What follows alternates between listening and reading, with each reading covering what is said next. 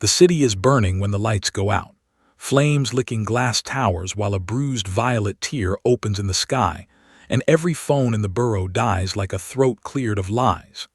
In its center stands a cat-eared man whose casual stillness makes explosives feel like toys, and for a long, awkward second the world stalls because something that looks like a god has walked through. Homelander hovers above a plaza of stopped cars and spilled coffee, and for once his PR slogans sound thin against the weight of someone who has no need for applause. Inside glass boardrooms, Vought executives dial rehearsed calm while military codes flash, but each planned response shrinks under the quiet of a presence that will not be impressed. Beerus does not raise his hand. He asks one simple question into their corporate bravado, and because of that ordinary thing the world lines up to explain itself, and the explanations will not be enough. This is only the beginning, and worse is coming. Listen closely if you want to know what happens when a god asks a corporation to explain itself. Subscribe now and stay for every update. This isn't idle entertainment. It's a record of collapse, and if you walk away, you'll miss what comes next. The first thing Vought notices is not the sky tearing open above Manhattan, but the silence that follows it, because every signal, every feed, every redundant backup line drops at once as if the air itself has been unplugged. Emergency lighting washes the executive floor in a cold glow while assistants scramble to restore dashboards that simply refuse to exist. And somewhere below the glass, traffic locks into a metallic river that can't move forward. Security teams rush toward the windows expecting smoke or missiles, and instead they find a figure standing in the middle of a stopped intersection, hands loosely behind his back, tail swaying with bored patience. He isn't posturing or scanning for threats, and the lack of urgency radiating from him makes the scene feel staged, like a demonstration nobody authorized. By the time the feeds sputter back to life on isolated cameras, the image of him is already circulating inside Vaught's private network, labeled in a folder no one wants to name. Ashley Barrett is the first to say the word asset, because in Vought language everything powerful is either an asset or a liability, and she needs it to be the former. Her voice shakes as she orders analysts to run facial recognition, thermal scans, and predictive behavior modeling that immediately return errors, while legal drafts statements that use words like unexpected partner and global outreach. Someone suggests this could be a foreign Supe making a theatrical entrance, and that idea catches quickly because it is something they know how to spin. The room starts to breathe again under the comfort of a narrative, and phones buzz with drafts that assume this man will want money, protection, and fame. No one in the room considers the possibility that he wants none of those things. Down on the street, civilians film from a careful distance as Beerus tilts his head to examine a crumpled taxi like a curious artifact in a museum. He watches steam hiss from the hood, listens to sirens layering over each other, and seems faintly pleased by the chaos in the way someone appreciates background noise.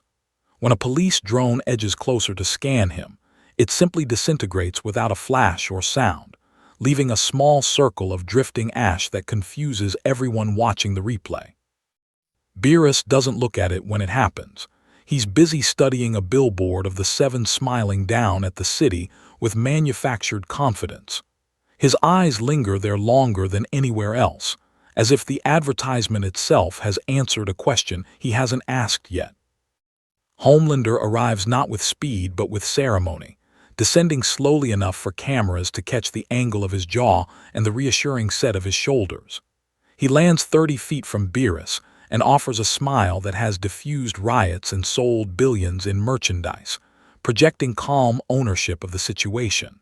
For a moment he waits for the stranger to acknowledge him, and when Beerus does not, the smile hardens almost imperceptibly. Homelander speaks first, introducing himself with the authority of someone used to being the most important being in any room. Beerus glances at him as one might glance at a passing bird, nods once, and returns his attention to the towering Vought building. The exchange lasts less than a minute but feels longer because of what doesn't happen, as Homelander's practiced rhythm meets a conversational void.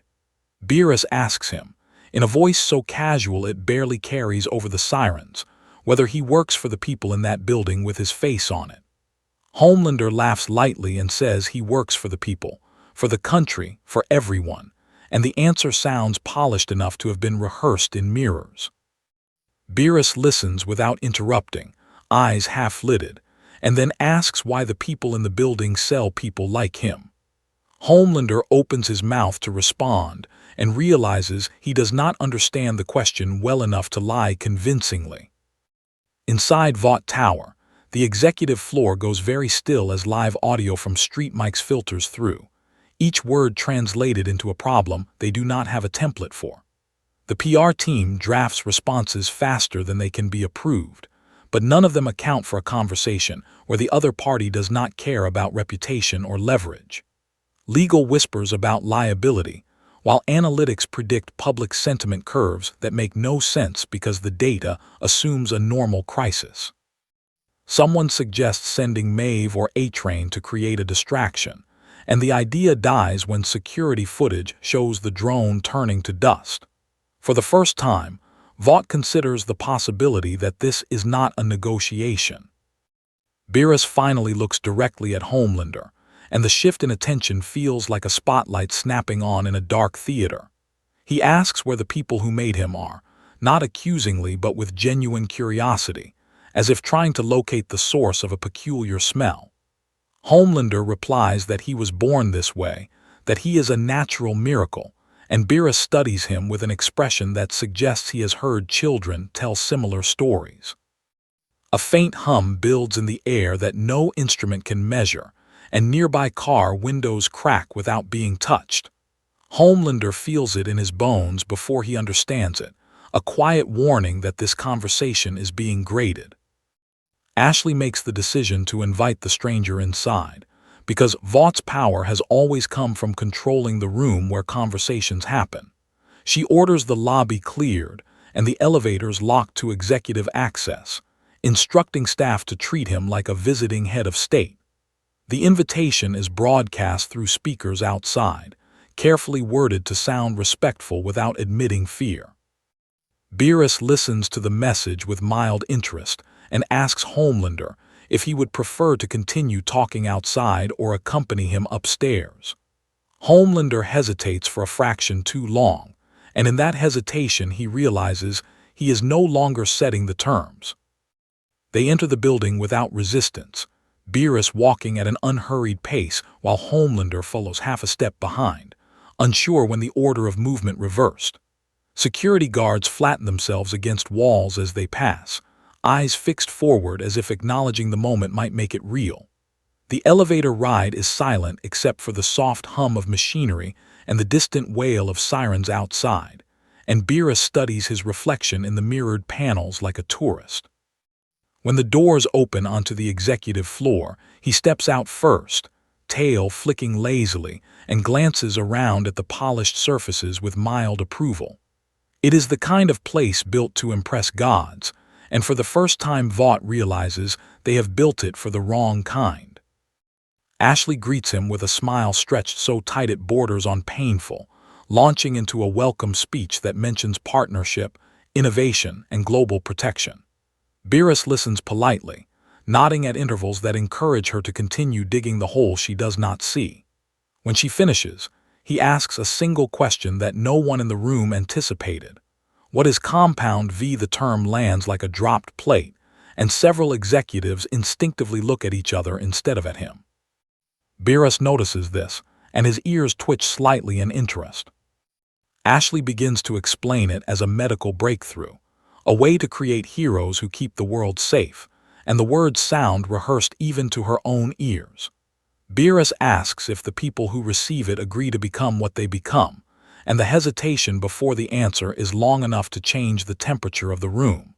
Someone mentions consent forms and research programs, and Beerus tilts his head as if trying to understand why the explanation feels slippery. He does not accuse them of lying. He simply waits for the truth to arrive on its own. The waiting is worse than shouting would have been. Homelander watches this exchange with growing discomfort because he recognizes the tone Beerus is using from his own interrogations, the way he coaxes fear out of people without raising his voice. He tries to regain control by stepping in, assuring Beerus that everything Vought does is for the greater good, for stability, for order. Beerus looks at him and asks whether the greater good includes selling people to the highest bidder. Homelander does not have an answer that doesn't sound like an admission. The room shifts from corporate confidence to something closer to confession as Beerus continues asking questions that are too simple to dodge. Why are heroes marketed like products? Why are children involved? Why does fear seem to be part of the business model? Each question lands softly and leaves a dent that cannot be polished away with language. No one realizes yet that this is the first clash, and that they are losing it without a single blow being thrown. Outside, news helicopters circle at a cautious distance, while social media floods with footage of Homelander walking behind a stranger who does not acknowledge him. Governments begin quiet calls about containment strategies that rely on weapons and Supes who would not last a second in this room. The world thinks it is watching a standoff, unaware that the real battle is happening in a glass office where a god is listening to excuses. Beerus leans back slightly, eyes drifting across the skyline, and wonders aloud whether this world understands what it has built. No one answers, because the truth is becoming painfully clear. Beerus stands, not abruptly but with the slow finality of someone who has heard enough for now, and thanks them for their explanations with unsettling politeness. He says he will need time to think about what he has learned, and that he may have more questions later. The executives exhale too early, mistaking the pause for relief instead of evaluation. As he walks toward the elevator, he lightly taps the polished conference table with one finger, and the entire slab of reinforced composite quietly vanishes into nothing. He apologizes for the inconvenience without turning around. The conference room remains silent for several seconds after the table disappears, not because anyone expects it to return, but because their minds are still trying to process the absence of something that should be there. Papers drift to the carpet where the surface used to be, glasses tip over and roll without breaking, and a faint rectangular outline lingers in the air like a memory the room refuses to let go. Ashley stares at the empty space as if a hidden mechanism will reveal itself, some trick of advanced tech or Supe ability that can be categorized and filed. No one moves to pick anything up because movement would mean accepting that matter itself has been removed from the world. By the time the elevator doors close behind Beerus, Vought understands they have not just hosted a visitor, they have been evaluated. Homelander does not follow immediately. He remains standing near the vanished table, jaw tight, eyes unfocused, replaying the last 10 minutes in his head and failing to find the moment where he lost control of the room. The sensation crawling up his spine is unfamiliar, something between irritation and instinctive caution, and he hates it because it feels like doubt. When Ashley finally whispers his name, he snaps back into performance mode and assures everyone that this is manageable, that they are still in charge of the narrative.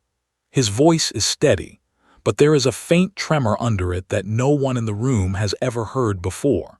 He tells them to keep smiling for the cameras and to prepare a press conference immediately. Beerus does not leave the building. Instead, he stops in the lobby and studies the massive digital display showcasing Vought's global initiatives, watching smiling Supes rescue staged victims in looping footage. He asks a passing employee where people go when they are given Compound V, and the young man stammers directions to a research division several floors below ground. Beerus thanks him politely and walks toward a security door that requires 3 levels of clearance, which slides open before he reaches it, as if the building itself is trying to avoid offending him. Security teams watch the feeds and make no attempt to intervene, because none of their protocols account for a being who erases drones without looking at them. In the executive war room, Orders begin firing rapidly as Vought shifts into crisis management mode, treating this like an aggressive audit rather than an existential threat. They send alerts to research staff to prepare sanitized explanations and to remove anything that looks unethical from visible areas. Lawyers rehearse phrases about innovation, consent, and medical necessity, while PR teams draft statements framing Beerus as a potential ally. Someone suggests cutting the live feeds from the lower levels, and the suggestion is dismissed because no one wants to blind themselves to where he is. The fear in the room is growing, but it still wears the mask of procedure. Beerus reaches the research floor and finds rows of glass rooms where children and adults sit under observation, some playing with toys, others staring blankly at walls. Technicians freeze mid-step when they see him, hands hovering over keyboards that suddenly feel useless. He walks slowly between the rooms, reading charts without touching them, glancing at injection schedules and projected ability outcomes with detached interest. A little girl inside one chamber presses her hand to the glass, curious rather than afraid, and Beerus pauses to look back at her. He asks a nearby scientist whether she chose to be here, and the man's answer dissolves into nervous explanations about parental consent and long-term benefits. Upstairs, Homelander begins the press conference early, stepping in front of cameras with a reassuring smile that strains against what he just experienced. He speaks about cooperation, about welcoming new heroes into the Vought family, and about how the situation is under control. Reporters ask who the stranger is, and Homelander calls him a powerful Supe from abroad, someone Vought is in discussions with. As he speaks, his eyes flick occasionally toward a screen showing Beerus walking through the research floor, and each glance shortens his sentences. For the first time, his performance is competing with reality. Beerus stops in front of a reinforced door labeled for high-risk subjects and asks what makes someone high-risk. A researcher explains that some abilities are unstable, dangerous to society, and require containment for everyone's safety. Beerus nods thoughtfully and asks whether those people agreed to be dangerous. The researcher cannot answer without incriminating himself, so he talks in circles about unforeseen outcomes and necessary sacrifices. Beerus listens patiently, then places one finger against the reinforced door and watches it vanish just like the table upstairs. Inside, a terrified man backs into a corner, chains clattering around his wrists.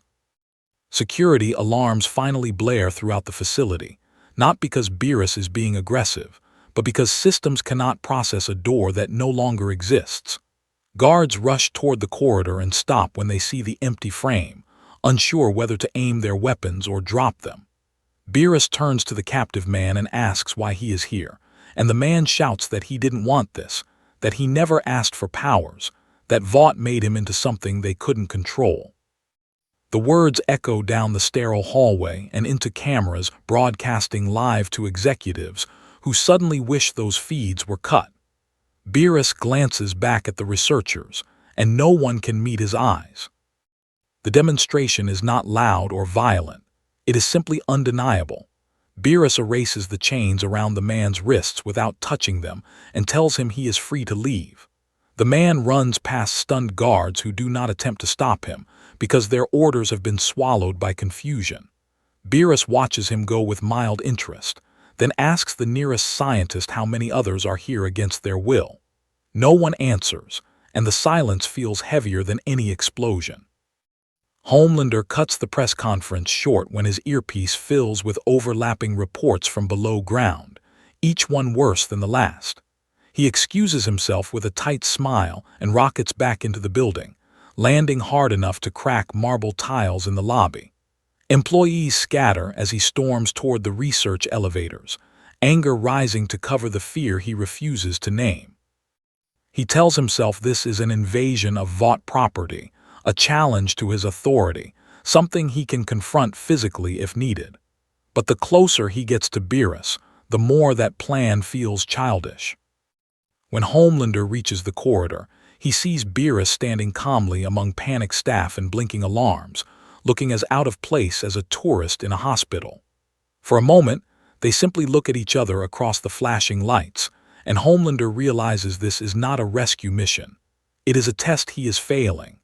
He demands that Beerus stop interfering with Vought operations, trying to reassert dominance through tone alone. Beerus asks him if he believes these people should be locked away for something they never asked to become. The question lands harder than any punch could. Homelander starts to respond with a speech about safety and responsibility, but the words sound hollow even to him in this hallway full of evidence. Beerus listens, then casually lifts a hand and forms a small violet sphere of energy no larger than a marble. The air around it hums with a pressure that makes everyone's ears pop and their vision blur at the edges. He tells Homelander this is called Hakai and that it removes things from existence entirely. He says it the way someone might describe a household tool. He does not throw it. He does not even move. He simply lets Homelander feel what it would be like if it touched him, and in that instant Homelander understands with terrifying clarity that he would not survive the contact. Sweat beads at his temple despite his invulnerability, and he takes a half step back before catching himself. Every guard in the corridor lowers their weapons without being told to. Beerus lets the sphere fade and thanks Homelander for listening. By the time Beerus returns to the lobby, the building feels different, as if gravity itself has shifted slightly. News networks are replaying footage of the vanished table and the open containment cells, trying to frame it as a rescue or an attack depending on their bias. Governments begin to whisper about whether Vaught's secrets are about to become public under the scrutiny of something they cannot intimidate. Beerus steps outside into the cooling evening air and looks up at the skyline with mild contemplation. He says softly that he has seen enough to ask better questions next time. Morning arrives without relief, because nothing that happened the night before fits into the categories Vought uses to calm itself. The executive floor fills early with people who did not sleep, clutching tablets and printouts that contain more questions than data.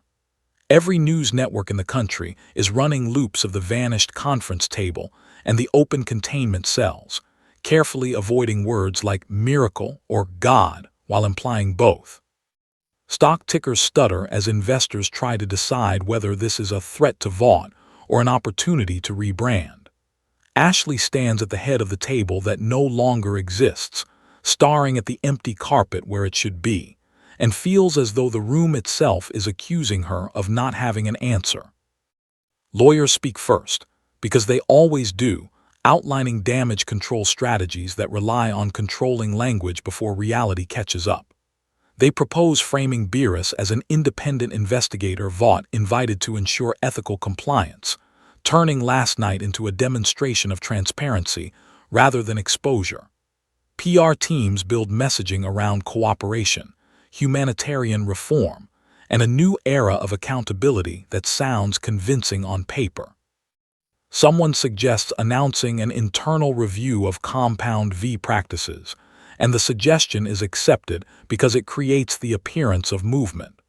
The plan is elegant, rehearsed, and completely useless against someone who does not care how things sound. Homelander sits apart from the discussion, unusually quiet, watching footage of Beerus walking through the research floor with an expression that is hard to read. He replays the moment the violet sphere formed in Beerus's hand, focusing on the way his own body reacted without permission. The memory bothers him more than any physical pain ever has, because it suggests limits he cannot deny. When Ashley asks for his input on the press strategy, he nods absently and tells them to say whatever keeps people calm. For once, he does not offer to be the face of the solution. Across the city, news helicopters track Beerus as he wanders through Manhattan without urgency, occasionally stopping to examine storefronts or public screens playing coverage of himself. Crowds gather at a cautious distance, phones raised, unsure whether they are witnessing a celebrity sighting or a natural disaster in slow motion. Beerus seems mildly entertained by the attention, pausing to watch a looping commercial of the 7 promising safety to smiling families. He asks a nearby pedestrian whether those heroes always keep their promises, and the man laughs nervously without answering. Beerus nods as if the silence is informative. Inside Vought, departments begin erasing files, scrubbing servers, and relocating sensitive materials in a frantic attempt to stay ahead of questions Beerus has not asked yet.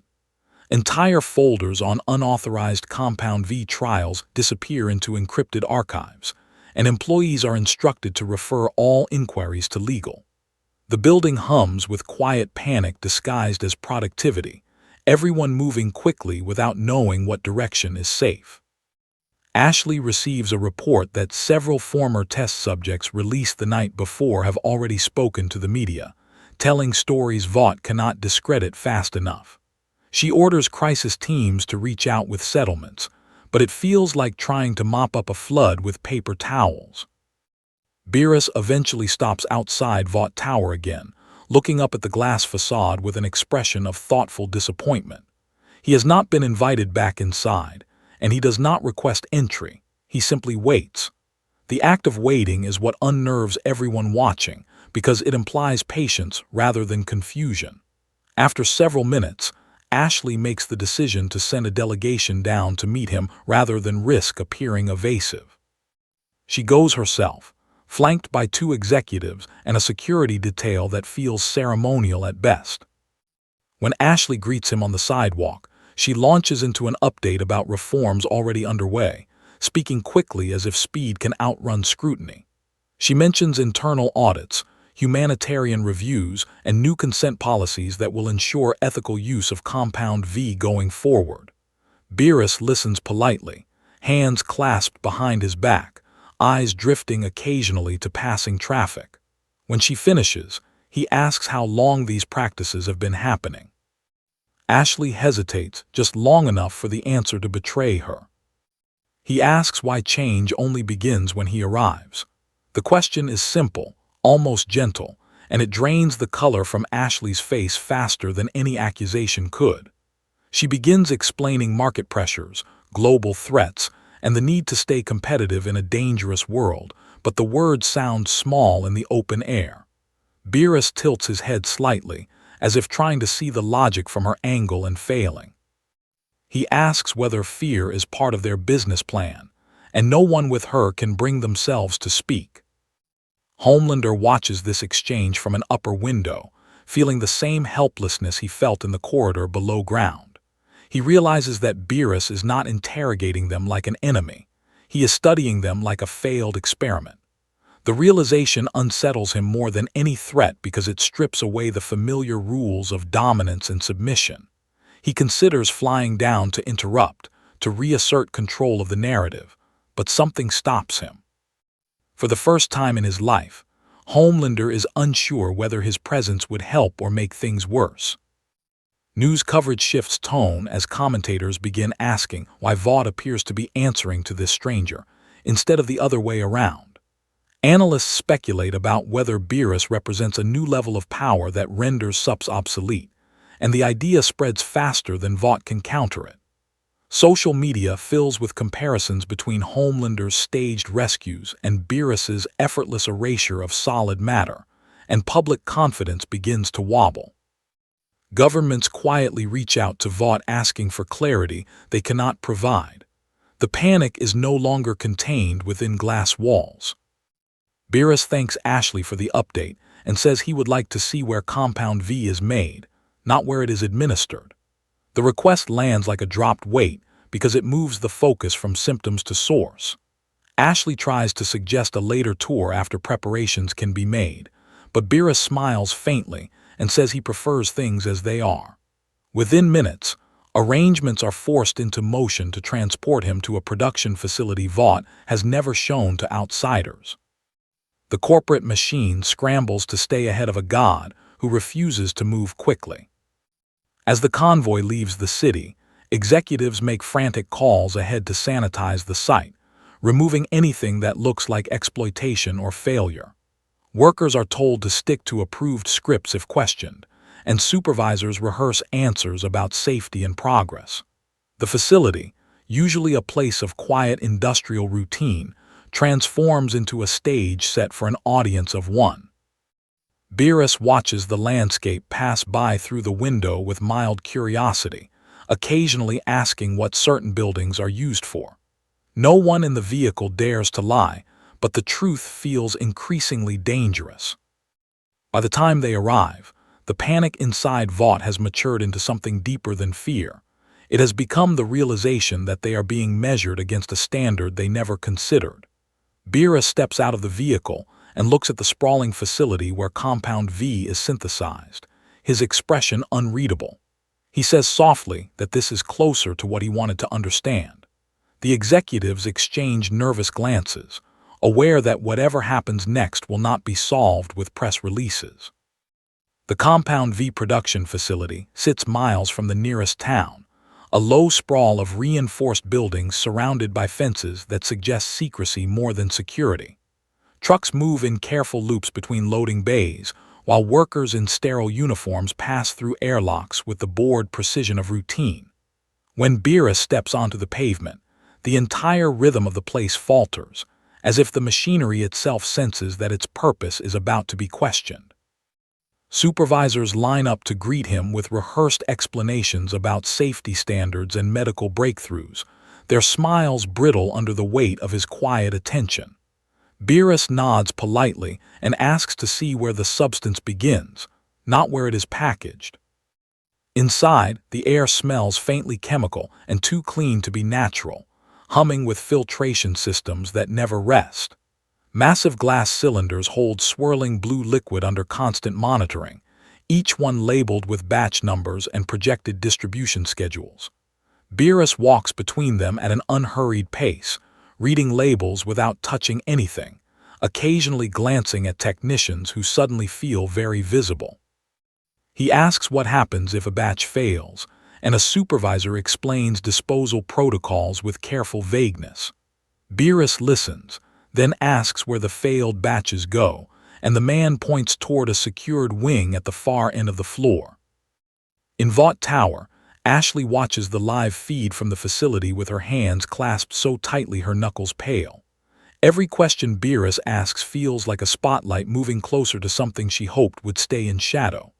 Legal advisors whisper about liability exposure while PR teams draft statements for scenarios they cannot fully predict. Homelander stands behind them, arms crossed, eyes fixed on the screen, saying nothing. The room feels less like a command center and more like a waiting room before a diagnosis. Beerus reaches the secured wing and pauses outside a heavy door marked for hazardous waste processing. He asks why a pharmaceutical breakthrough requires a waste wing the size of a warehouse, and no one answers quickly enough. A technician fumbles with a keycard and lets him inside, revealing rows of sealed containers holding discolored, unstable versions of Compound V. Some pulse faintly as if alive. Others sit inert under warning labels about volatility and mutation. Beerus studies them with mild interest and asks whether these failures are ever tested on people anyway. The supervisor begins a careful denial that collapses under its own weight, turning into a half-confession about early trials and unforeseen results. Beerus listens without interruption, then asks how many of those unforeseen results are still alive somewhere in the world. The question hangs in the air like a verdict waiting to be spoken. No one in the room knows the exact number, and the uncertainty feels worse than a statistic. Beerus nods slowly, as if the lack of precision tells him everything he needs to know. Outside the facility, news vans gather at a distance after word leaks that Beerus is touring a Vought production site. Reporters speculate wildly about what he might find, and public curiosity turns into unease. Social media fills with maps of suspected Compound V locations and testimonies from people claiming to be affected by it. The narrative is slipping away from Vought's control faster than they can redirect it.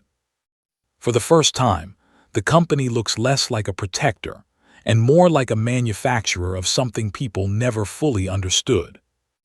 Beerus continues deeper into the wing until he reaches a small observation room overlooking a set of containment cells. Inside, several subjects sit under dim lighting, their bodies visibly altered in ways that do not resemble the clean heroism on Vaught's billboards. One man's skin flickers with unstable energy, another's limbs bend at unnatural angles, and a woman rocks gently while whispering to herself. Beerus asks whether these people volunteered for this stage of testing. The answer is too quiet to hear, but he does not need to hear it. Back in the tower, Homelander finally speaks, asking Ashley how much of this the public already suspects. She admits that rumors have circulated for years, but were always dismissed as conspiracy theories.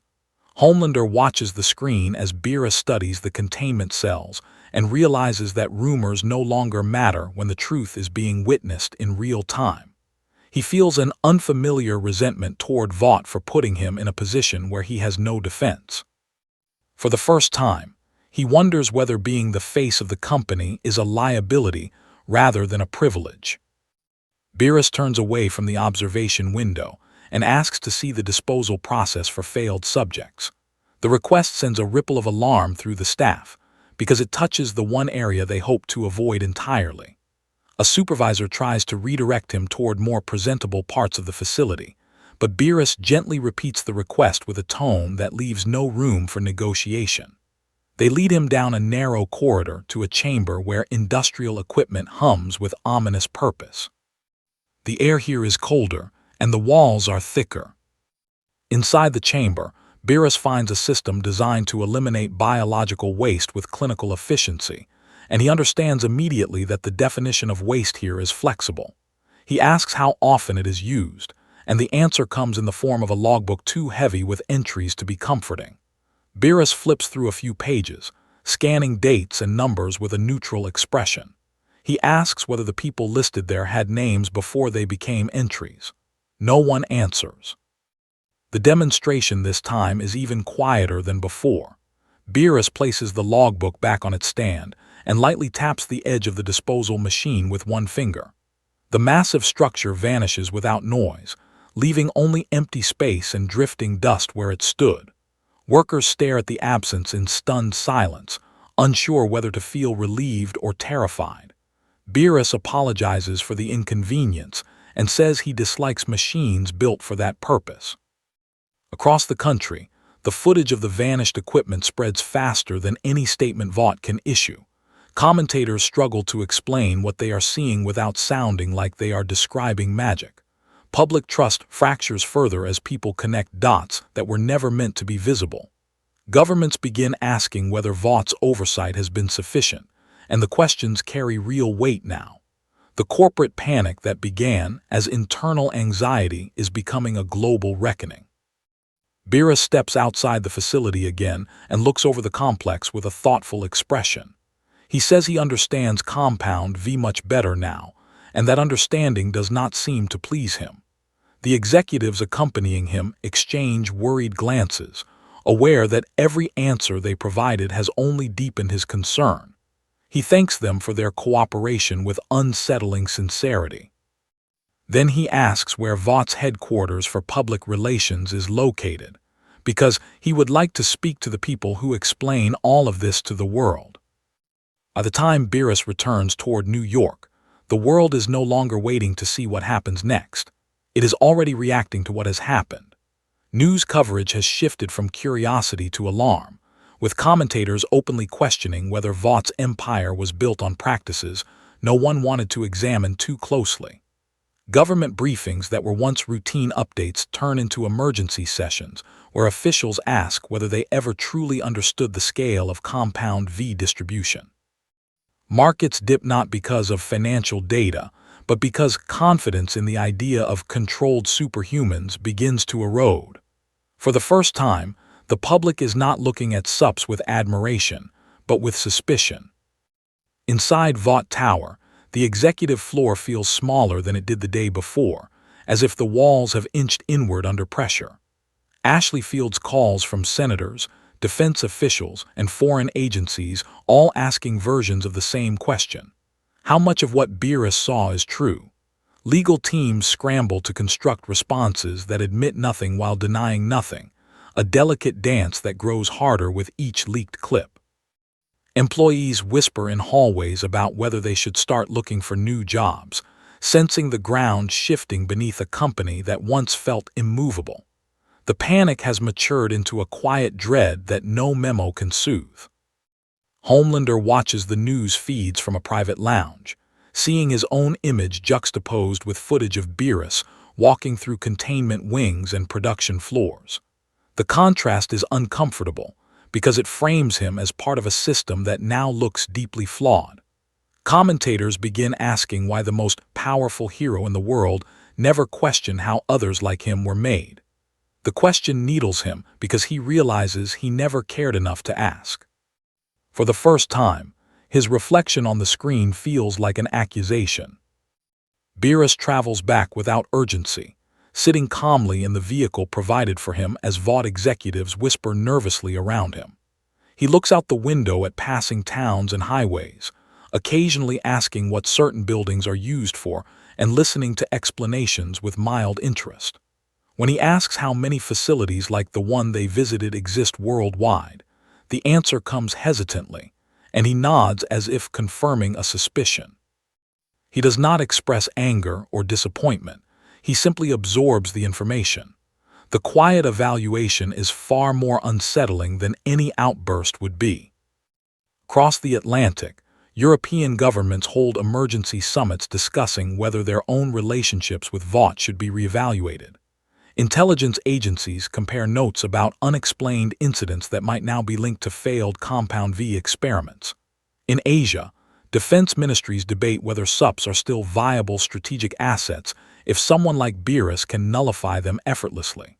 The ripple effect spreads across continents, turning a corporate crisis into a geopolitical one. All of it traces back to a single question asked in a glass conference room. When Beerus arrives back in Manhattan, the city feels different from the one he first stepped into.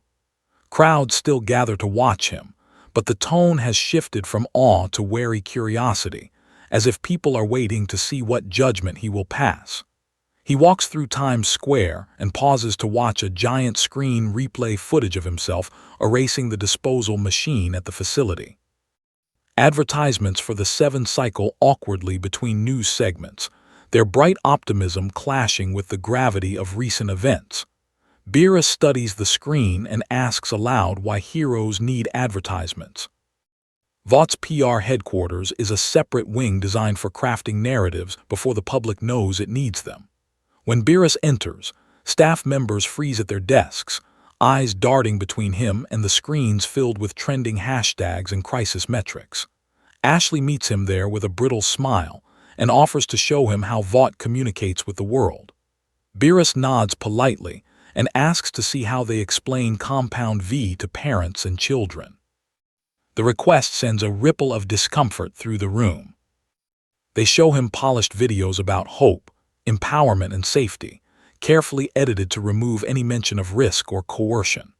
Beerus watches each one without comment, his expression unreadable as smiling families agree to procedures they clearly do not understand. When the final video ends, he asks whether these people were told everything that might happen to them.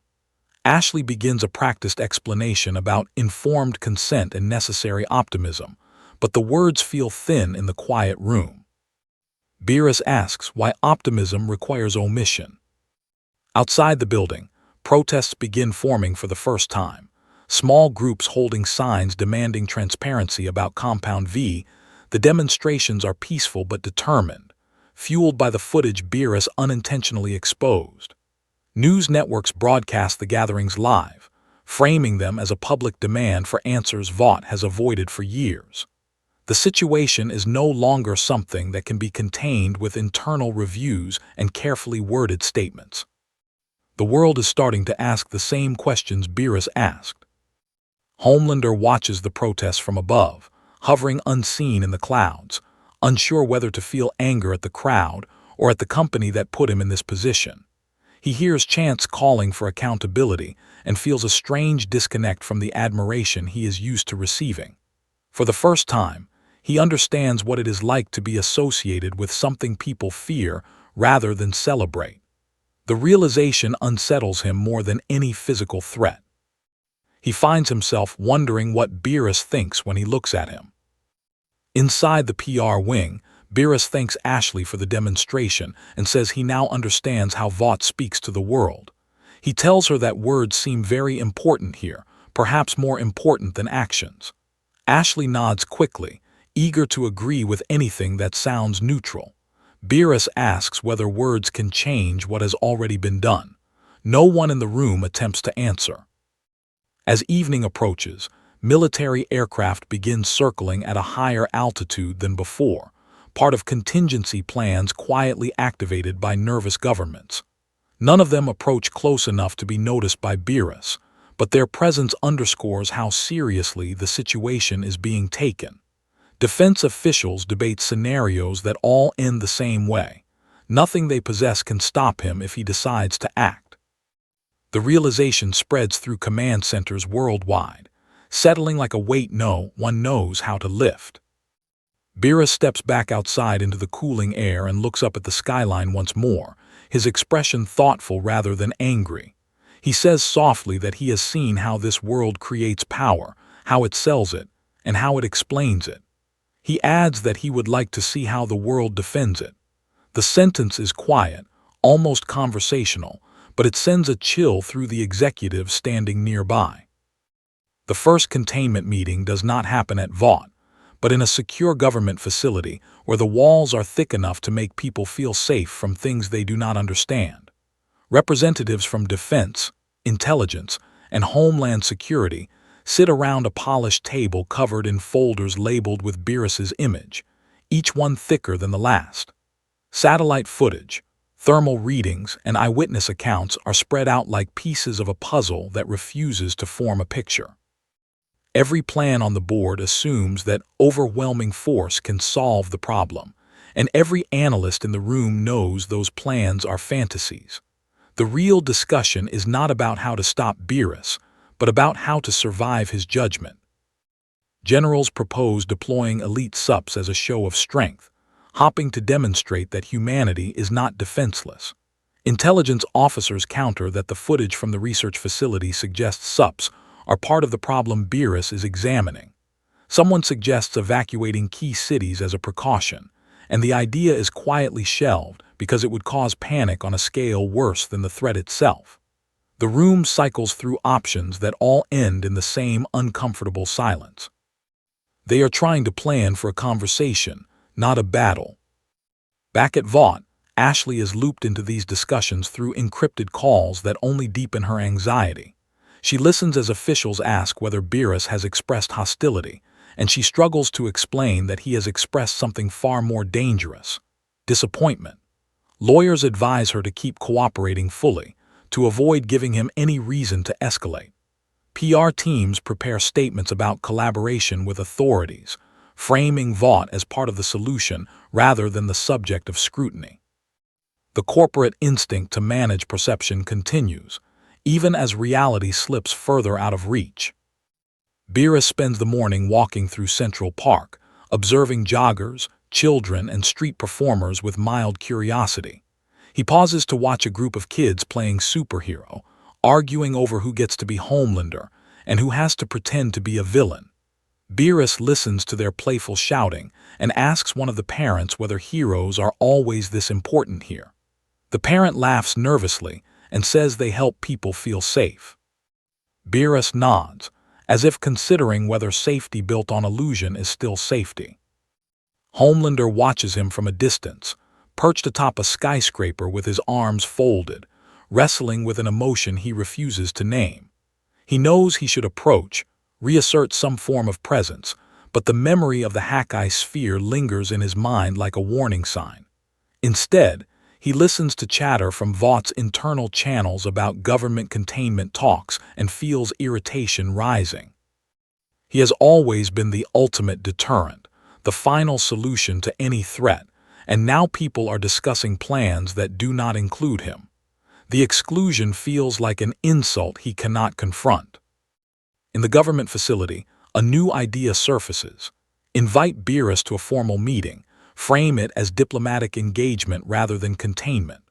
The hope is that structured conversation in a controlled environment might reveal what he wants and how to satisfy it. No one says aloud that this is less about negotiation and more about buying time.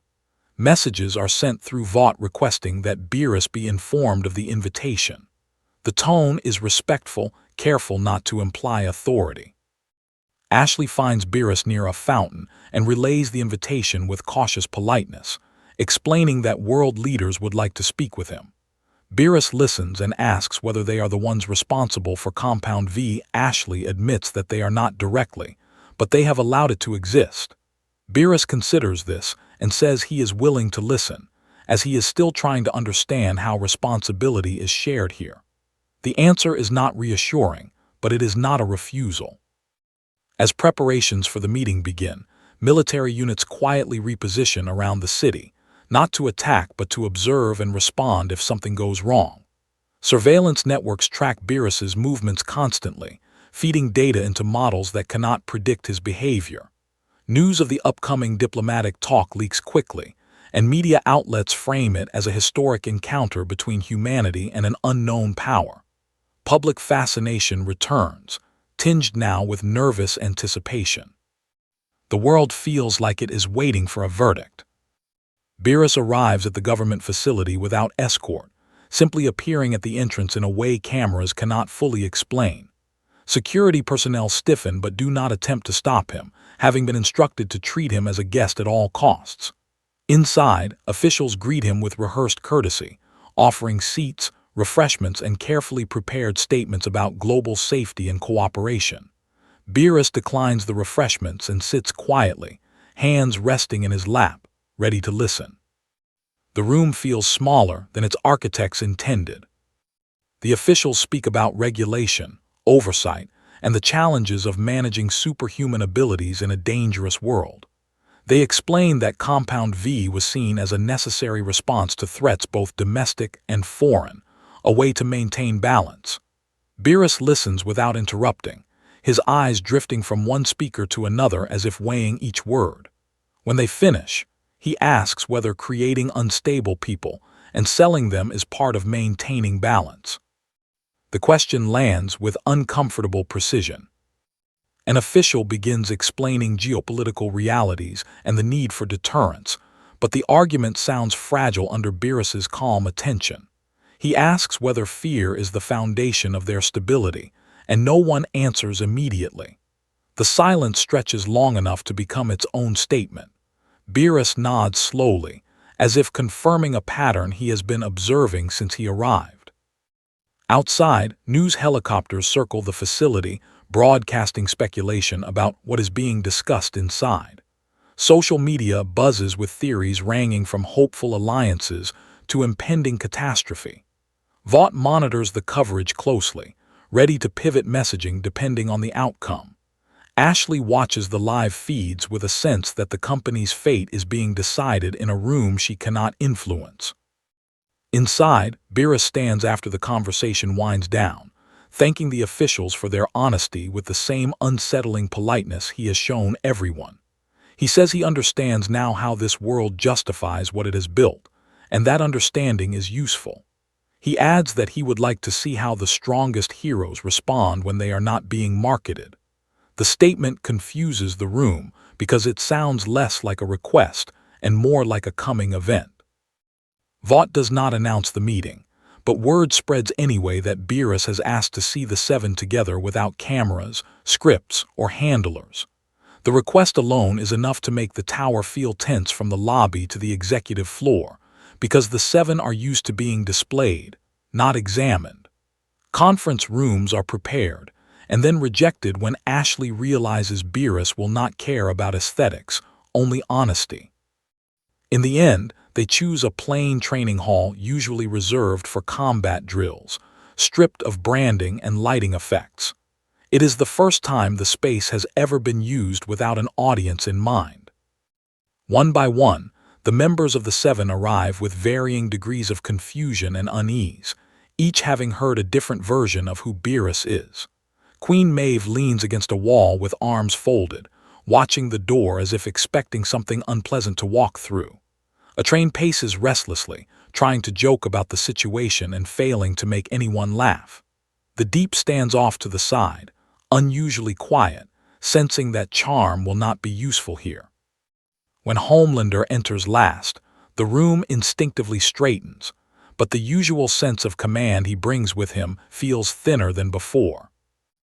Beerus arrives without ceremony, walking into the hall with the same relaxed posture he has carried everywhere else. He glances around at the group with mild curiosity, as if examining a collection of rare artifacts rather than the most powerful heroes on the planet. No one speaks first because no one knows what to say to someone who does not seem impressed by any of them. Beerus thanks them for coming and explains that he wants to understand the people this world considers its protectors. The tone is polite, but the intent is unmistakable. He begins with simple questions, asking each of them why they became heroes and what they believe their purpose is. Maeve answers honestly about wanting to help people before the job became something else, her voice edged with a bitterness she no longer hides. Atrain talks about fame and responsibility in the same breath, unable to separate the two. The Deep mentions protecting oceans and wildlife, sounding unsure whether it still matters. Homelander speaks last, describing himself as the ultimate safeguard for humanity, the final line of defense against chaos. Beerus listens carefully to every answer, nodding occasionally, eyes half-lidded as if cataloging their words. He asks whether they believe they were given a choice in becoming what they are, and the question unsettles the room immediately. Maeve looks away first, understanding the implication too well. Atrain shrugs uncomfortably, mumbling something about opportunities. Homelander insists that he was born this way, repeating the story he has always told with less conviction than usual. Beerus walks slowly along the line of heroes, observing them the way he observed the production facility and containment cells. He asks whether they have ever questioned how many others like them were made and discarded. No one answers because the truth is either unknown or too uncomfortable to admit. The silence stretches until it feels like a confession. Beerus nods slightly, as if the lack of answers is more informative than any speech. Outside the hall, Vought executives watch through security feeds, resisting the urge to intervene. Ashley whispers that this is not going the way she hoped, but no one knows what the right way would even look like. The Seven, normally the center of every room, now look like participants in an interview they did not prepare for. The imbalance of power is visible even without any display of force. Beerus dominates the space simply by asking questions no one trained them to answer. He stops in front of Homelander and asks whether he believes he is superior to ordinary humans. Homelander replies automatically that he protects them, that superiority is irrelevant when you serve.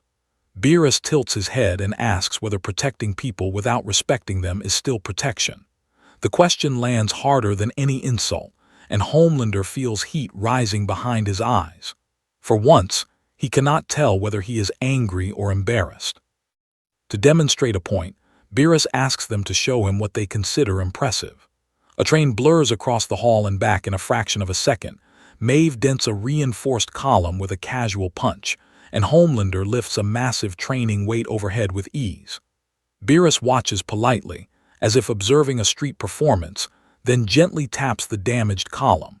The entire structure vanishes without sound, leaving a clean gap where reinforced steel once stood. No one moves or speaks, because the comparison is too stark to ignore. Beerus apologizes for the inconvenience and explains that he wanted them to understand the scale he is measuring with. He says their abilities are not the problem, the system that created and markets them is. The words hang in the air, reframing the entire conversation from personal judgment to systemic evaluation. For the first time, the Seven realize they are not being threatened, they are being assessed as symptoms. Maeve asks quietly what he plans to do, and Beerus answers with unsettling honesty that he has not decided yet. He says he is still learning whether this world's approach to power deserves to continue. The admission sends a ripple of fear through the room, because it suggests that the decision is still open. Homelander feels a chill at the idea that their fate depends on an evaluation they cannot influence. Beerus thanks them for their time and turns to leave, pausing only to glance back once. He says he would like to speak with people who oppose Vought as well, to hear the other side of the story. The request confuses everyone because it suggests he is building a complete picture rather than reacting emotionally. As the doors close behind him, the seven stand in uneasy silence, aware that this encounter changed something fundamental. Vought does not know how Beerus found them, and that uncertainty is more frightening than if he had forced his way in. One moment the safe house is quiet except for the hum of an old refrigerator and the muted television, and the next moment the air feels heavier, as if the room has been sealed from the outside. Billy Butcher is the first to notice, hand drifting instinctively toward a weapon that would be useless here. Huey Campbell looks toward the door with wide eyes, already knowing who must be standing there before he sees him. When Beerus steps inside without knocking, the entire group freezes in a way they never have for any Supe. Beerus looks around the cramped room with mild curiosity, taking in the mismatched furniture and peeling paint as if he has entered a museum exhibit. Mother's Milk rises slowly from his chair, trying to project calm for everyone else even as his mind races.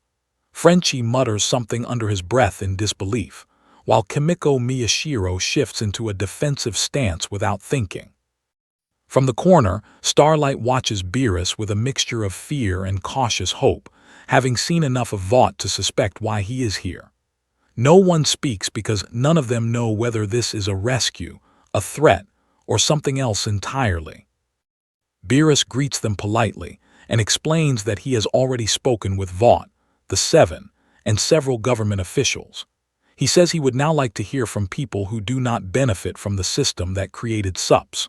The group exchanges uncertain glances, realizing that for the first time in their lives, someone with unimaginable power is asking for their version of the truth.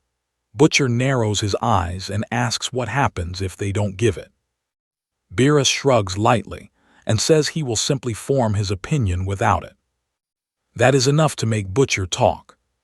He begins not with strategy or bravado, but with stories, describing children injected with Compound V without consent, families destroyed by experiments that went wrong, and cover-ups that stretched across years.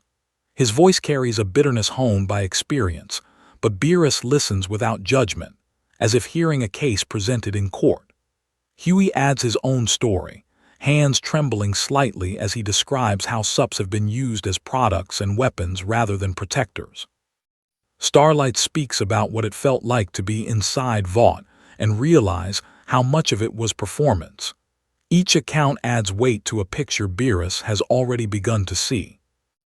Beerus asks careful questions, never interrupting, guiding them toward details they did not realize were important. He asks how many people disappeared after failed trials, how often Vought silenced witnesses, and how Supes were marketed to distract from what was happening behind closed doors.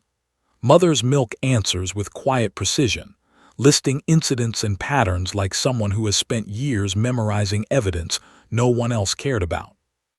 Frenchie fills in technical details about Compound V's instability and the damage it leaves behind. Kimiko does not speak, but Beerus glances at her scars and seems to understand without words. The tension in the room is different from what they felt around Homelander or any other Supe. There is no swagger here, no threat of violence, only the unsettling sense that their words matter more than they ever have before. Butcher watches Beerus carefully, trying to determine whether this is some elaborate manipulation, but he cannot detect any agenda. Beerus does not argue or challenge their claims. He simply listens, occasionally nodding as if confirming something he suspected. The lack of resistance makes the conversation feel heavier. Outside, Vaught's surveillance teams scramble to locate Beerus after losing visual contact with him in the city. Panic rises when they realize he is no longer anywhere on their cameras, and Ashley demands updates that no one can provide. Intelligence analysts cross-reference known associates of Starlight and Huey, slowly triangulating toward the possibility that Beerus has found the boys. The realization hits like a punch, because it means the last group Vought wanted him speaking to is now alone with him. No one knows how to intervene without making things worse. Back in the safe house, Beerus asks Butcher why he fights Vought instead of simply leaving the system behind. Butcher replies that someone has to hold them accountable, that walking away only lets them continue. Beerus considers this and asks whether revenge and justice feel different after enough time has passed. The question catches Butcher off guard because it is not accusatory, just curious. He does not have an answer that sounds convincing even to himself. Starlight asks the question no one else dares to voice: what Beerus plans to do with everything he is learning. Beerus answers honestly that he is still deciding whether this world deserves the structure it has built around power. He says he has seen how Compound V is made, how it is sold, how it is defended, and now how it is suffered. The room goes very quiet because they understand the implication of a being like him making that decision. For the first time, the boys realize they are not trying to take Vought down. They are witnesses in a judgment far larger than they imagined. Beerus thanks them for their honesty and turns to leave, pausing at the doorway. He asks one final question: if Vought vanished tomorrow, would the world be better or simply afraid in a different way? No one answers immediately because the truth is complicated. Huey finally says that at least people would have a chance to choose what happens next. Beerus nods thoughtfully, as if that detail is important. When he disappears as quietly as he arrived, the room feels strangely lighter and heavier at the same time. Butcher exhales slowly, realizing he has just explained years of rage to someone who might actually act on it. Starlight sinks into a chair, hands shaking as she processes what this could mean. Outside, sirens wail faintly in the distance, and for once they are not connected to anything the boys did. The world is moving toward something on its own. Back at Vought, confirmation finally arrives that Beerus was with the boys, and the news sends a wave of dread through the executive floor. Ashley understands immediately that whatever narrative they were trying to build has collapsed completely. Beerus now has every perspective: corporate, governmental, heroic, and rebellious. There is nothing left to hide behind. The only thing remaining is his decision. Morning breaks over Manhattan with an uneasy stillness, the kind that makes people check their phones before they check the weather. News anchors speak in lower tones than usual, replaying clips of Beerus, with an undercurrent of anticipation that no one can quite justify. Vought issues carefully worded statements about cooperation and transparency that sound rehearsed even to the people reading them. Government officials avoid interviews altogether, citing ongoing discussions that cannot be shared. The world senses that something is about to happen, even though no alarms are ringing yet. Beerus stands atop Vought Tower, not as a conqueror but as an observer, looking out across the city he has spent days quietly studying. He watches traffic flow, pedestrians weave through crosswalks, and advertisements cycle across giant screens, all of it functioning as if nothing has changed. For a moment, he seems almost thoughtful, as if weighing the ordinary against everything he has learned. Then he turns and walks through the rooftop doors without opening them, descending into the building with unhurried purpose. Security teams track his movement in real time and do not attempt to stop him. On the executive floor, Ashley feels the shift before she sees it, the subtle tightening in the air that has come to signal Beerus's presence. She looks toward the hallway just as he enters, hands clasped behind his back, expression calm and unreadable. No one greets him this time because no one knows what tone is appropriate anymore. Beerus thanks them for their time over the past few days and says he has reached a conclusion about one part of what he has seen. The phrasing is careful, and that care makes it worse. He asks to see the central data servers that manage Compound V distribution worldwide, explaining that he would like to understand how deeply the system is embedded. Ashley hesitates, knowing that granting this request is equivalent to exposing the entire skeleton of Vaught's operation. but refusing feels more dangerous than compliance, so she leads him toward a secure wing few people ever enter. As they walk, employees flatten themselves against walls, watching in silence as if a procession is passing by. The server room hums with controlled energy, rows of blinking lights representing decades of hidden logistics and carefully tracked shipments. Beerus steps inside and looks around with mild curiosity, asking how many people depend on this system continuing uninterrupted. Technicians explain supply chains, hero placements, and contractual obligations that span continents, their voices shaking slightly. Beerus listens, nodding occasionally, absorbing the scale of what has been built. He asks how much of this exists solely to maintain Vaught's influence. No one answers directly, but the silence is enough. Beerus raises one hand, and for a moment the room feels like it is holding its breath. A faint violet glow forms around his fingers, small and contained, but carrying the same quiet weight Homelander felt in the corridor days earlier. Ashley takes an involuntary step back as technicians stare in frozen horror at the machines they have spent their careers maintaining. Beerus says calmly that he does not like systems designed to hide consequences behind complexity. Then he touches the air in front of him. The entire server array vanishes. Not explodes, not collapses, simply ceases to exist, leaving a wide stretch of empty floor where racks of technology stood seconds earlier. The hum stops instantly, replaced by a silence so complete it rings in their ears. Screens throughout the building flicker and die as connections sever without warning. Across the world, databases go dark, supply lines lose coordination, and systems built to track compound V distribution evaporate at once. Panic erupts not in the room, but across continents. In Vought Tower, alarms begin to scream as backup systems fail to find anything to reconnect to. Ashley stares at the empty space, understanding that decades of hidden control just disappeared in a gesture that took less than a second. Beerus lowers his hand and apologizes for the inconvenience, explaining that he has removed the part of the system that allowed harm to scale quietly. He says the rest of the world will now have to operate without that shield. No one in the room can even process what that means yet. Homelander feels the shift immediately from several floors below, sensing the building systems collapse into confusion. He rockets upward and stops short when he sees the empty server room, Ashley pale and shaking, and Beerus standing calmly in the middle of the absence. For a moment, Homelander considers attacking out of pure instinct, but the memory of Hakai freezes him in place.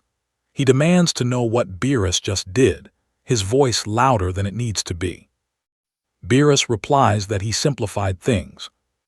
Outside, news networks struggle to explain why Vaught's digital infrastructure has gone dark worldwide.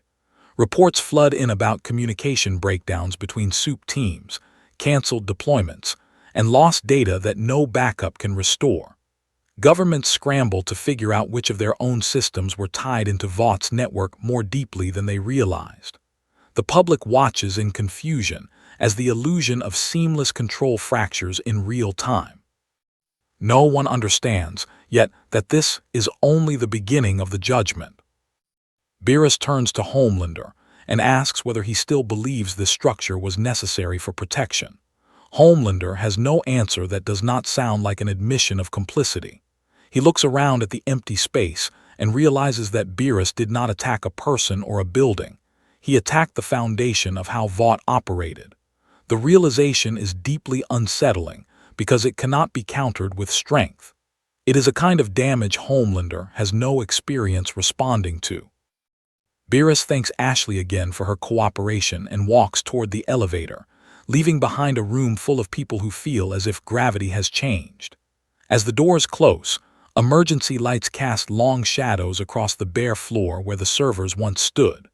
Vaught's power has been reduced not through destruction, but through removal of its ability to hide. The world will now see what happens when the machinery of control disappears overnight. The collapse does not sound like an explosion or feel like an earthquake. It feels like thousands of small failures happening everywhere at once. Supes deployment schedules vanish mid-operation, leaving teams stranded without coordination or support. Contracts stored only in Vaught's central systems become inaccessible, throwing legal obligations into immediate confusion. Emergency hotlines route to nowhere because the backend that managed them no longer exists. Across the country, people realize how much of their safety infrastructure quietly depended on a system they never saw. News networks shift from speculation to live crisis coverage, as cities report delayed responses from Supes teams who no longer know where they are needed. Anchors speak over maps filled with blinking gaps where data used to be, trying to reassure viewers without understanding what has been lost. Governments issue statements promising temporary measures while scrambling to rebuild communication lines from scratch. The illusion of seamless protection dissolves in a single morning. What Beerus removed was not just data, but the confidence that someone was always in control. Inside Vought Tower, the executive floor becomes a storm of overlapping voices, phones ringing without answers, and screens filled with error messages. Ashley moves from desk to desk demanding updates that no one can give her, watching years of carefully constructed oversight unravel in real time. Legal teams realize that without records, they cannot even prove ownership of half the operations they once commanded. PR teams draft statements faster than they can be approved, each one more desperate than the last. The building feels less like a headquarters and more like a sinking ship. Homelander stands near the windows, watching helicopters circle the city as if looking for something to land on. He listens to fragments of conversation about missed rescues and delayed responses, and for the first time, he feels the weight of being part of a system that has just failed publicly. People are not blaming him directly yet, but he can hear the shift in tone, the uncertainty creeping into voices that once sounded grateful. He realizes that Beerus did not weaken Vought with force. He exposed how fragile it always was. The realization sits heavy in his chest. Beerus walks through the city again, observing how people react when the safety net they trusted begins to show holes. He watches police officers trying to coordinate without suit backup, firefighters handling situations alone that once would have involved caped reinforcements.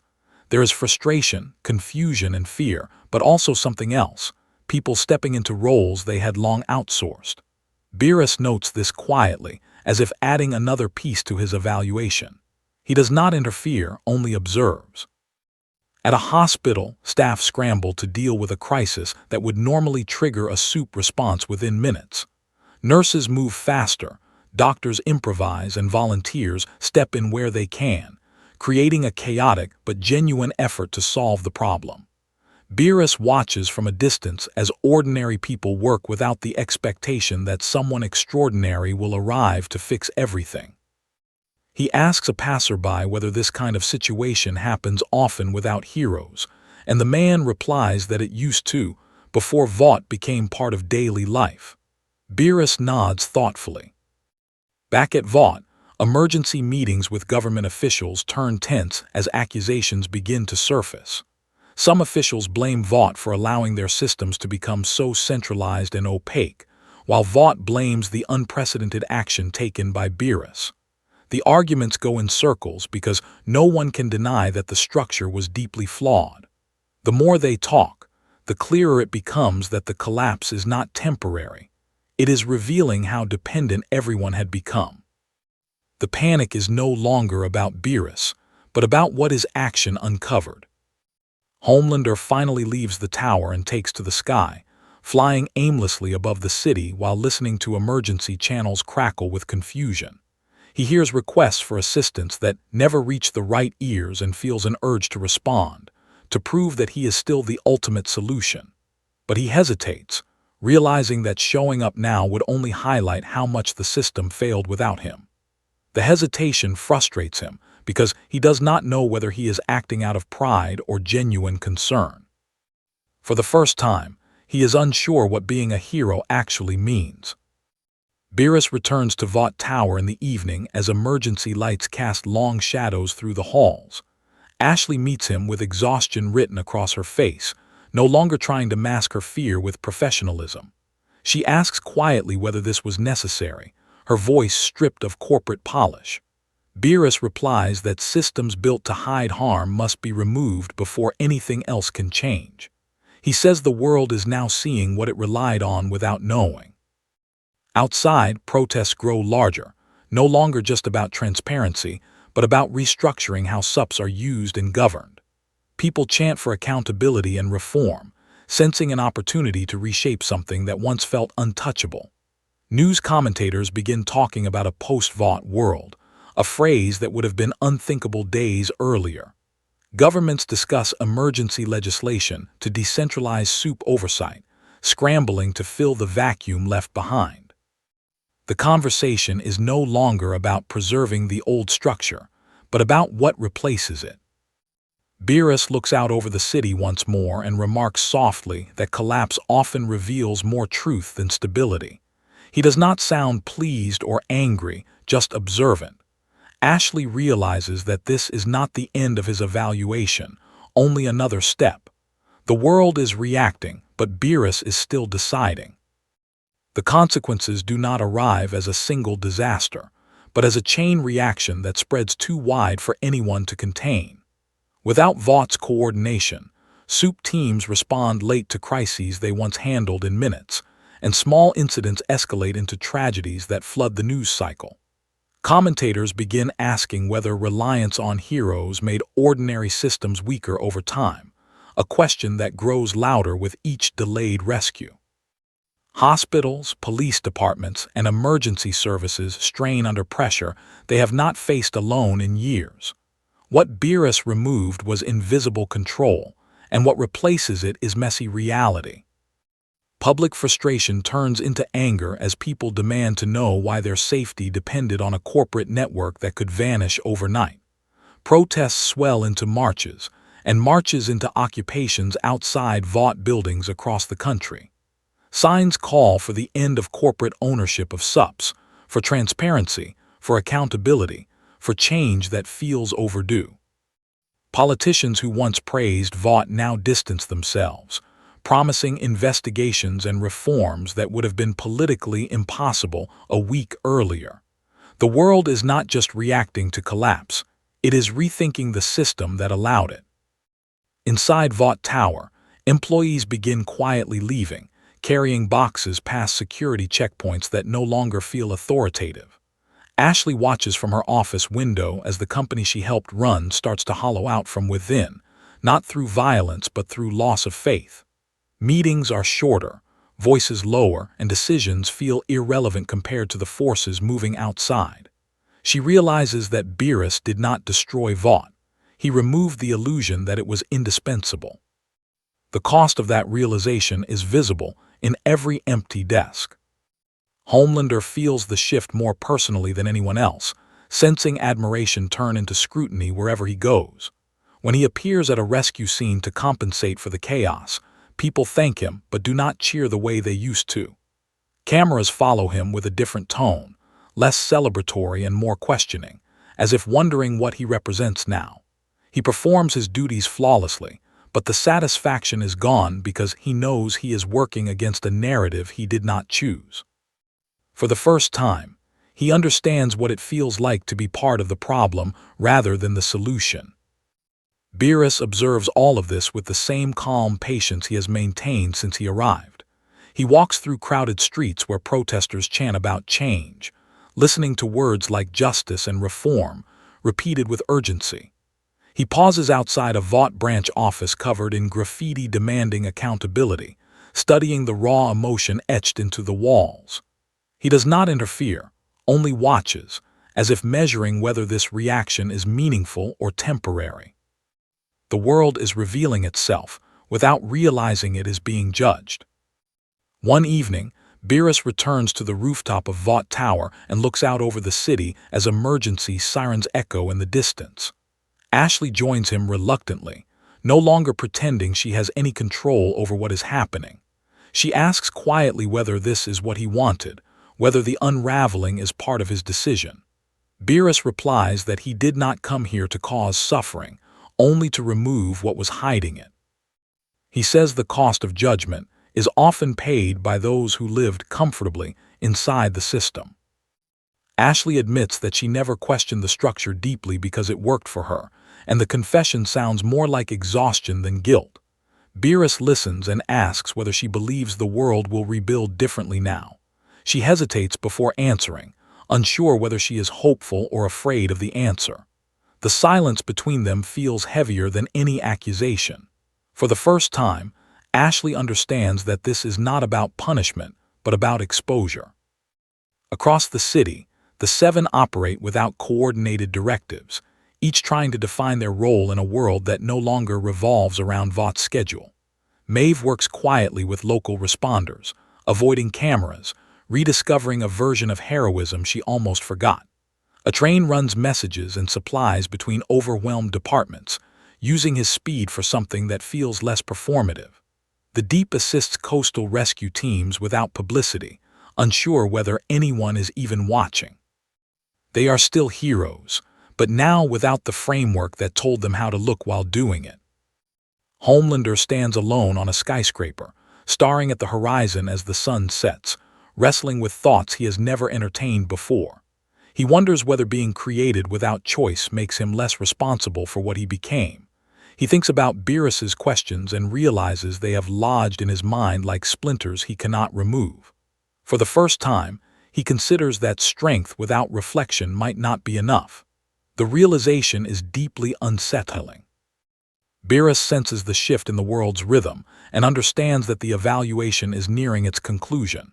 He has seen how power is made, sold, justified, suffered, and now how it is questioned when the structure supporting it collapses. The pieces of the picture are complete, and the decision he has been postponing can no longer be delayed. He looks out over the city with a thoughtful expression that is neither angry nor pleased.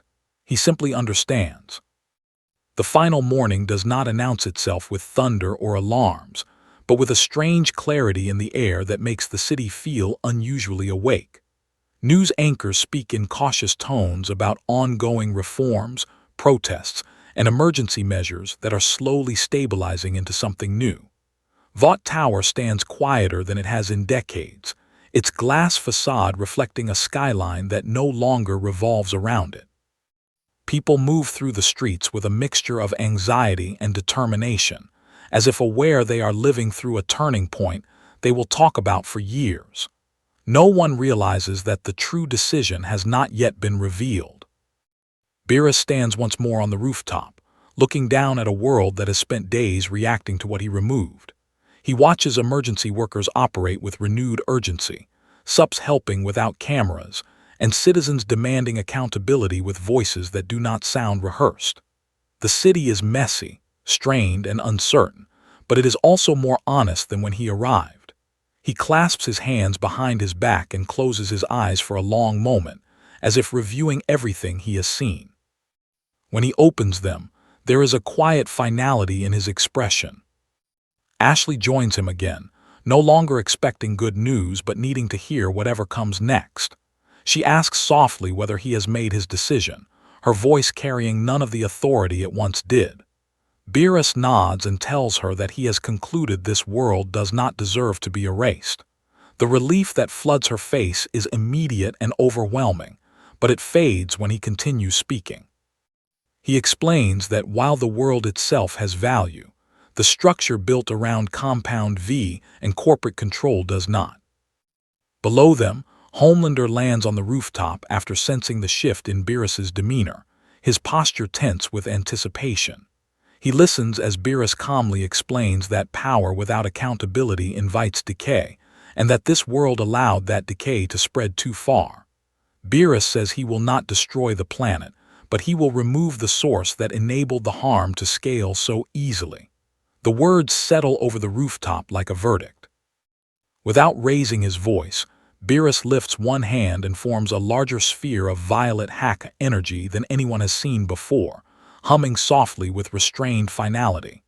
Ashley takes a step back, understanding instinctively what he is about to do.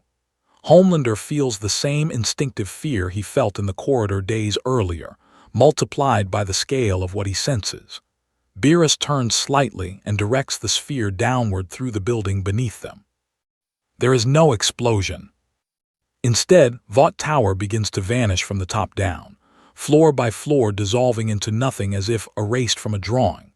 Glass, steel, concrete, offices, labs, archives, all of it disappears silently in a cascading absence that leaves open air where a skyscraper once stood. People in nearby buildings stare in disbelief as the massive structure fades from existence without debris or sound. Within seconds, the headquarters of the most powerful corporation in the world is gone, replaced by an empty space open to the sky. Across the country and beyond, every major Vought facility tied directly to Compound V production and oversight begins to vanish in the same quiet way. Laboratories, storage sites, hidden archives, and executive offices dissolve into nothing, leaving only confused witnesses and empty land. The world watches in stunned silence as the infrastructure of an empire is erased without a single casualty. Beerus has not attacked people. He has removed the framework that allowed the system to exist. Ashley collapses to her knees, staring at the open air where her office used to be, understanding that her entire life's work just ceased to exist. Homelander stands frozen, looking out over the gap in the skyline, realizing that the symbol he represented for so long has been reduced to memory. For the first time, he feels truly untethered from Vought, not as an employee or asset, but as a being forced to define himself without it. The absence is more disorienting than any battle. On the streets below, people gather in shock, staring upward at the impossible sight. News helicopters circle frantically, broadcasting images that no one can explain without sounding insane. Commentators struggle for words as they realize that the corporation they spent decades covering has vanished in seconds. Governments scramble to assess what remains, discovering that what Beerus left behind is a world without centralized Supes control. The future is suddenly unwritten. Beerus lets the Hakai energy fade and looks out over the altered skyline with calm acceptance. He explains quietly that the world now has an opportunity to rebuild how it handles power, without the machinery that hid consequences behind profit and branding. He says the decision was not about punishment, but about removing what prevented change. Ashley listens through tears, knowing that he is right even as it devastates her. Homelander says nothing, watching the horizon with thoughts he has never had before. Beerus turns away from the city and prepares to leave the way he arrived, without spectacle or announcement. Before he goes, he glances back once and says that he hopes this world learns from what it built. Then, in a faint ripple of violet light, he is gone. The city remains, altered but intact, its future uncertain and suddenly in human hands again.